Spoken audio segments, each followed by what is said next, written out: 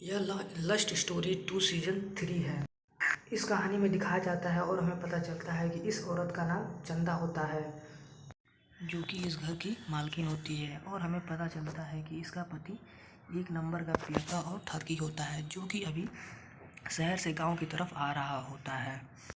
और तभी इसे अपने गांव की एक लड़की मिल जाती है और उसे वह छेड़छाड़ करने लगता है, जिसके बाद वह अपने लड़के को घर भेज देता है और उसे बोलता है कि तुम चलो, मैं आता हूँ।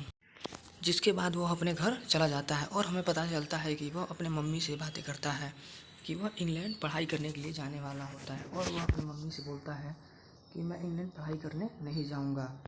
दरअसल वह अपने पिता की हरकतों से फ्रस्ट्रेट हो गया होता है और वह इसलिए कहता है कि मैं इंग्लैंड पढ़ने नहीं जाऊंगा। जिसके बाद उसकी माँ समझाती है और बताती है कि तुम्हें पढ़ने ज़रूर जाना चाहिए। जिसके बाद रात को उसके पिता घर की तरफ आता है और उसे आवाज़ देता है, लेकिन वो बोलती नहीं है। इसके बाद वह उसके पास जाता है, फिर उससे पूछता है कि मुझे एक टेंडर मिला हुआ है। वह बताती है कि पिछली बार की तरह, जिससे वह गुस्सा हो जाता है।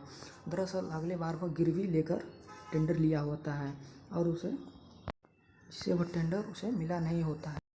इसके बाद सीन चेंज होता है और हमें दिखाया जाता है यह कोठे की मालकिन होती है, जिसे वह किसी को धक्के देकर बाहर निकाल रही होती है। तभी इसके पास एक कॉल आता है, जो कि दरअसल यह कॉल शांति की होती है, जो कि वहीं पे पहले रहती थी। फिर सीन चेंज होता है और उसका पिता नहा रहा होता है। तभी उसका फ्रेंड वहाँ पे आ जाता है, जिससे उसका पिता देख के भड़क जाता है और वो उसे कहता है कि अगर मेरे बेटे का नंबर कम आए तो फेल तुम होगे, वो नहीं। तभी वह रात में फिर से शराब के नशे में दारू पी रहा होता है और उसे डांट रहा होता है। और इसके बाद हमें पता चलता है कि उसके घर में एक नई नौकरानी आई होती है और पुरानी वाली को निकाल दिया गया होता है। फिर वह नौकरानी को देखता है, जिससे उसका फर्कपन फिर से जाग जाता है और उसे वह घूरता ही रहता है। फिर वह उससे बातें करने के लिए उसके पास जाता है और उसे कुछ सवाल करता है कि वह कहाँ से आई है, और लेकिन उसे वो पता नहीं चलता है। और इसके बाद सीन चेंज होता है और हमें पता चलता है कि वह फिर से उसे देखने के लिए जंगले से झाँकता है, जहाँ पर वह कपड़े धुल रही होती है। फिर वह अपनी पत्नी से पूछता है कि पुरानी वाली को क्यों निकाल दिया, जिससे वह उसकी पत्नी रिप्लाई देती है कि वह उसके काम करने के लिए पैसे दिए जाते थे, कुछ और करने के लिए नहीं, जिससे वह भड़क जाता है।